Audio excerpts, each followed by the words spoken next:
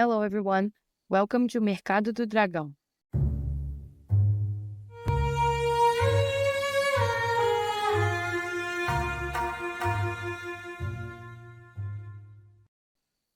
Hong Kong stands as one of the world's leading business hubs, offering many great advantages for companies looking to expand to the Asian markets.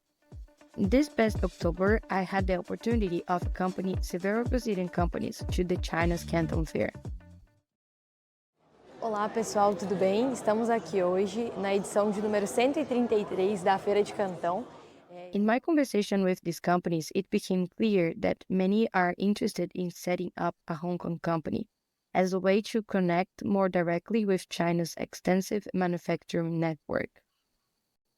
In this episode, we have invited our senior manager, Delilah Li, to address some of the most common questions Brazilian companies have about establishing a business in Hong Kong. Please welcome Delilah. Hello, Lara. It's great to be here. Thanks for joining us today. Let's start with this question. What are the options of starting a business in Hong Kong?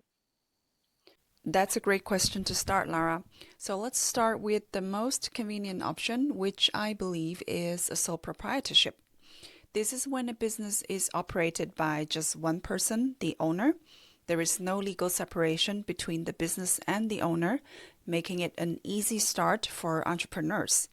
However, the owner is personally liable for all the debts, losses, and liabilities of a sole proprietorship. And if two or more people are involved in running the business and agree to share profits, losses, and responsibilities, there is the option of setting up a partnership. There are two types of partnership, general partnership and limited partnership. So let's talk about the general partnership first. In a general partnership, the partners share the ownership rights over the partnership's property and are all personally liable for any debts and obligations incurred by the business. As for the limited partnership, the term limit does not mean that all partners have limited exposure to the business liabilities. There can be one or more limited partners whose liabilities are restricted to the capital they have contributed. However, there must be at least one general partner responsible for managing the partnership and assuming full liability for the partnership's debts. A partnership is a good choice for co-owners of a business looking for greater flexibility in assigning responsibilities and dividing profits. This arrangement can be tailored to reflect factors such as individual time commitment, expertise, resources, and individual contributions, rather than being strictly tied to the ownership percentages. So we talked about the sole proprietorship and partnership. Now let's move on to a more commonly known structure, which is the share capital-based corporate model. In this case, we will be referring to those company types under the Companies Ordinance of Hong Kong. And let's talk about the most important one, which is a private company limited by shares, or commonly referred to as a private limited company. The term private signifies that this type of company does not offer shares to the public. Instead, the number of shareholders is restricted to between 1 and 50. And shareholders benefit from limited liability. It means that their financial responsibility is capped at any unpaid amount on their shares.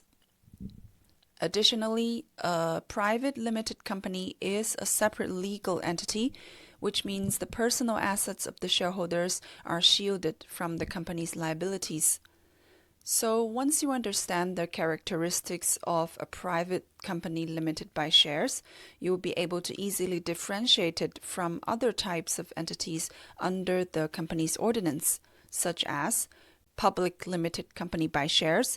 That's a limited liability company that can offer shares to the larger public. Then we have the unlimited companies with their share capital. In this structure, shareholders have unlimited liability for the company's debts. This means if the company cannot pay its debts during its insolvency or liquidation, shareholders can be held personally responsible. Another distinct type of company is the company limited by guarantee. This is a type of company suitable for nonprofit organizations. Instead of shareholders, these companies have guarantors, and they are often the founders or board members of the company who commit to covering company debts up to the amount they agree to if the company winds up. And unlike profit-driven companies, the guarantors do not receive dividends or earnings of the company. Lastly, we have the options for foreign companies that wish to establish a presence in Hong Kong without incorporating a separate entity. These options include branch offices, which function as an extension of the parent company and can engage in full business activities in Hong Kong. Alternatively, there are the representative offices, which are more restrictive in terms of the business activities they can engage in. They can only focus on promotional activities or market research and cannot conduct profit-generating activities. And it's important to point out that since branch offices and representative offices are considered merely the extension of their respective parent companies, the parent companies, therefore, are fully responsible for the debts and liabilities of their branch offices or the representative offices in Hong Kong. And it's worth noting that different structures have different tax implications. For the time being, we will leave the discussion about taxes to another session, but as we can see, each structure has its own advantages and considerations, so it's important to choose the one that best fits your business needs and goals. Delilah, out of these options, is there one that stands out as the most popular choice? Yes, the private limited company by shares is by far the most popular business structure in Hong Kong. It accounts for the majority of the incorporated companies in the region. This is primarily due to its flexibility, limited liability protection for shareholders, and the simpler compliance requirement compared to public companies. It's the preferred choice for businesses of all sizes, from startups to well-established firms. And what is the minimum share capital required for a private company limited by shares? Mm, There is no minimum share capital requirement. You can start with just one share held by a single shareholder. The share capital amount is up to the company, depending on its size and business goals, and can be adjusted later if needed. Shares can be issued in any major currency, not just in Hong Kong dollars. But besides being registering the company, are any additional permits or license required to operate in specific industries? Mm. Hong Kong is known for its free market economy with minimal government intervention, and there are no restrictions on inward or outward investments. However, certain industries do require government regulation, and so specific licenses or permits are required. For example, business involved in money services, electrical, mechanical work, restaurants, or telecommunication services need to apply for relevant licenses.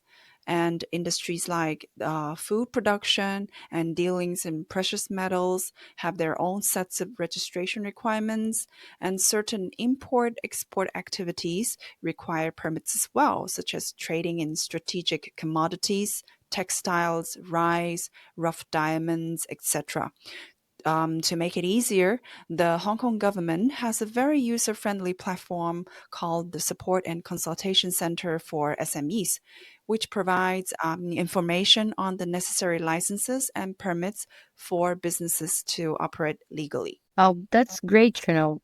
Having a one-stop place for that kind of information is really helpful.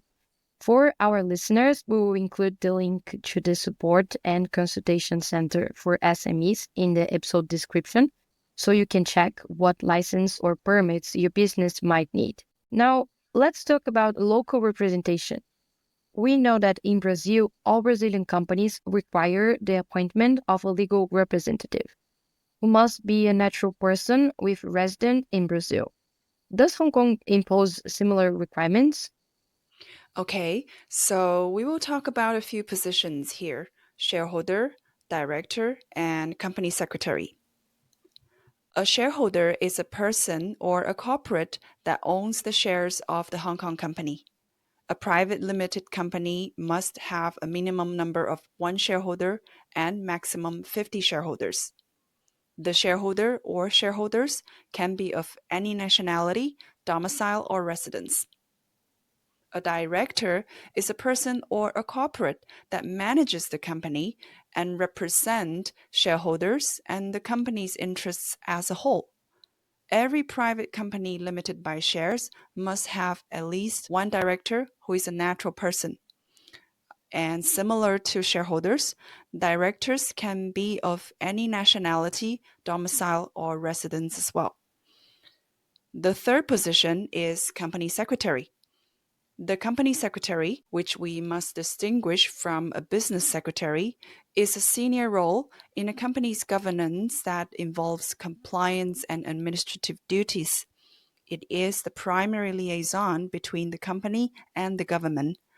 The company secretary ensures that the company and its operations are compliant with the laws and regulations of the Hong Kong Companies Ordinance and other applicable ordinances. For example, we have the Chapter 615, the Anti-Money Laundering and Counter-Terrorist Financing Ordinance. Every Hong Kong company is required to appoint a company secretary. The company secretary can be a natural person with residency in Hong Kong or a company with a registered office in Hong Kong. But we must pay attention to two additional points. The first point is, if a company has only one director, in which case it must be a natural person, as we discussed earlier, then that person cannot be the company secretary and the sole director at the same time. The second point is that if the company secretary is a company, it must hold a special license called the Trust and Corporate Service Provider license in Hong Kong. So Brazilian companies have to be very careful in choosing a company secretary because it is a role that requires certain professional qualification. How about having a physical office in Hong Kong? Is that a requirement? That is a great question. I think it requires distinguishing between two key concepts, the register address and the business address. First, let's talk about the register address.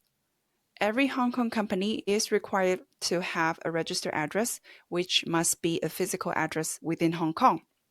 This address is listed with the company's registry and serves as the company's official point of contact with the government for receiving legal notices and government communications. It cannot be a post office box. Additionally, statutory records of the company are usually kept at the register address for inspection by company members and the public. So at CW, we provide our clients with register address services to help fulfill this requirement. Now, moving on to the business address, this is where the company actually operates.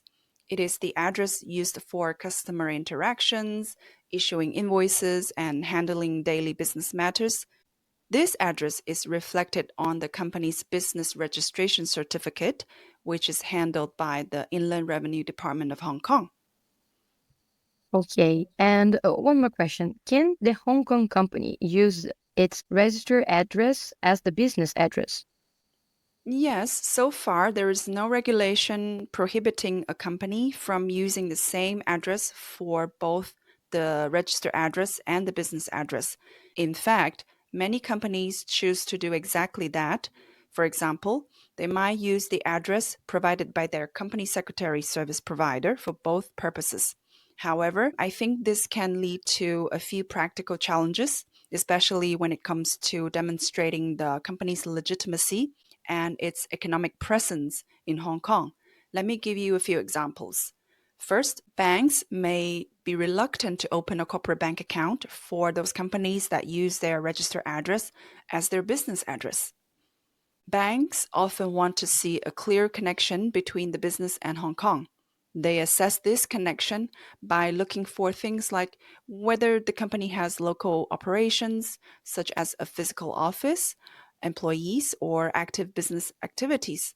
They'll also check if the company's target market includes Hong Kong clients, suppliers, or partners.